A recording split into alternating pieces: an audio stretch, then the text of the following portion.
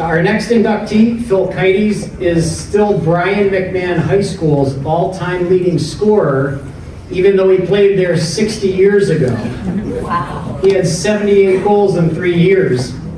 He led them to the Connecticut State Championship in 1965 and back to the final game 2 years later, and won 2 FCIAC titles. He set the FCIAC scoring records 3 consecutive years with 23 goals, 24 goals, and 31 goals in 1967, and set the New England scoring record in 1967. He was named All-State and All-FCIAC in each of his 3 years that he played. In his 3 years at Harvard, he only played 3 years because freshmen were not allowed to participate. Phil scored 31 goals and led them to the National Final Four in 1969 and 1971, and Ivy League titles in 69 and 70. His 13 assists in 1969 are still 4th most all-time by any Ivy League player. He was named to the 1971 All-American second team and was drafted by Montreal with the first pick of the second round of the North American Soccer League draft. He declined to play professionally and continued his playing career with Vasco da Gama in the Connecticut Soccer League. Phil's unable to be here, but he will be represented by his friend George Albano tonight. George is a retired sports writer for the Norwalk Hour, where he spent 4 decades and wrote many stories about Phil over the years.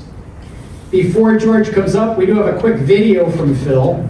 It's quick and the volume is kind of tough to hear. It's going to be on screen, so if I just ask you to be quiet while it plays, I'd appreciate it.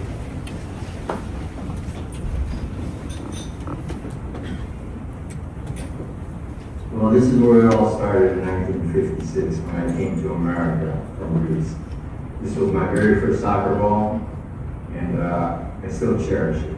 Thank you for the tremendous honor of being inducted into the Connecticut Soccer Hall of Fame. Congratulations to my fellow inductees, and a special thanks to George Albano for receiving this honor on my behalf. Good night, have a great dinner, God bless.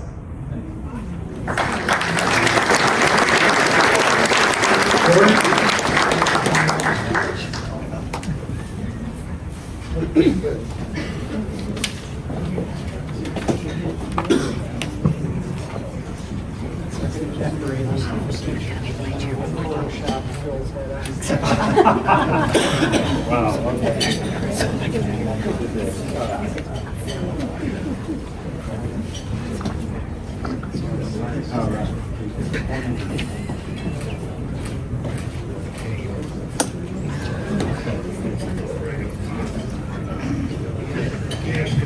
I'll keep us on? Sure. Just make sure he gets it. I'll keep it warm till early next week. So, well, good evening, everyone. And as Bill said, and you can tell from the video, yeah, I'm not Phil Kydes, but I'm very honored to represent him tonight, accept this prestigious and well-deserved Hall of Fame award on his behalf. You've heard the numbers, you've heard the stats, maybe you had a chance to read up, right up in the program. And as you can tell, Phil certainly was not shy on the soccer field, especially around the goal area. However, when it comes to standing in front of the crowd and talking about himself, he's very shy, which is why he's not here tonight. He's shy 2.0, and yeah, but he asked me if I would fill in for him, step in for him, and I told him, sure, it would be a pleasure and an honor. Now, Phil and I do have one thing in common. Like Phil, I also played soccer at Brien McMahon High School, but it was about 5 or 6 years after him. Okay, and but unlike Phil, who was a scoring machine, most of my high school career, I came off the bench. So I feel right at home coming off the bench tonight again and subbing for a good teammate. I never saw Phil play in high school. Again, he was much older. But I was playing soccer at junior high school at the time, but I did read about him and all the great things that he was doing on the soccer field. Lo and behold, little did I know that several years later, as a sports writer for over 4 decades at our local newspaper, the Norwalk Hour, that I would write many stories, many columns, and conduct many interviews with Bill. And it was through that special connection that he and I became good friends and very close. So close, in fact, that this is not the first time I'm pinch hitting for him, okay? A few years ago, he was selected to be inducted into the Fairfield County Sports Hall of Fame. And again, that shyness kicked in, and he asked me if I would step in for him. I tried to talk him out of it. I said, you know, Phil, if you go there and just say, thank you, everybody, enjoy your evening, you're done, you're great. But I couldn't change his mind. Even this morning, I took one last shot this morning for this dinner. Gave him a call and I said, hey, just wanted to see, Phil, maybe you had a change of heart. I'm gonna go up, you can relax, I'll drive, we'll have a good time.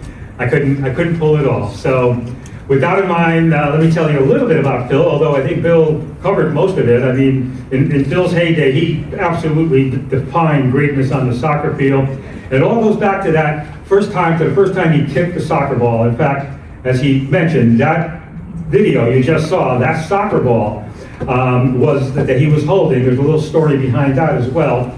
Bill was 6 years old when he and his family moved to the United States from a small village in Greece. And he told me a story about how he wasn't even here a couple of weeks. They were in a department store in Norwalk, and he saw this soccer ball, and he just was fixated on it, and was just fixated on it and just staring at it. His father noticed that, and he asked Phil in Greek. He said, Philip, you like? And Phil says, yes, Papa, I like. And he said, I'm going to get you that ball.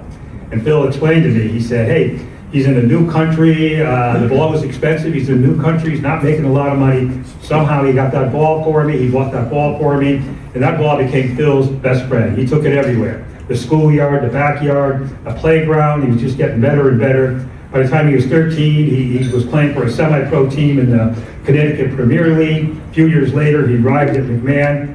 Just to reiterate real quick, there was no freshman team, there was no freshman class.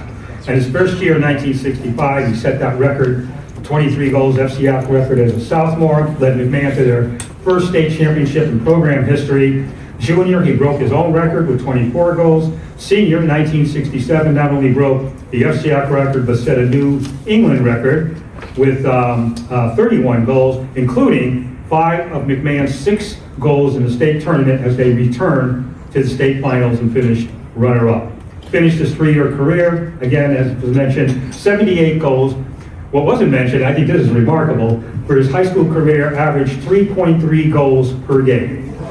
All FCIAC, all state, all 3 years. And Phil not only excelled on the soccer field, he excelled in the classroom. He went to Harvard and played for the Crimson there. Freshmen back then couldn't play in any sport, couldn't play varsity, but I should mention that he did play for the freshman team, scored team-high 14 goals, and led them to an undefeated season.